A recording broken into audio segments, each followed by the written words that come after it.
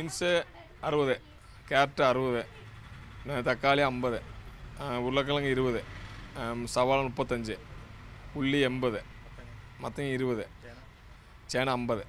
പച്ചക്കറി കൂട്ടി ഓണം ഉണ്ണാനാകാത്ത വിലയാണ് ഇപ്പോൾ വിപണിയിൽ. ഓരോ ദിവസം കടക്കുമ്പോഴും വില ഉയരുകയാണ്.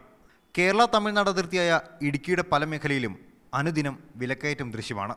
പ്രധാന ആശ്രയമായ തമിഴ്നാട്ടിലെ വരൾച്ചയും കൃഷിയുടെ കുറവും വിപണി ഉയർത്തിയെന്നാണ് കച്ചവടക്കാർ പറയുന്നത്.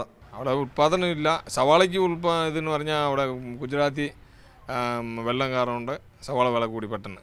ബാക്കി പച്ചക്കറി തമിഴ്നാട്ടിൽ നിന്നാണ് വരുന്നത്. അപ്പോൾ വെള്ളം ഇല്ലാത്തതുകൊണ്ട് കൃഷി കുറവാണ്.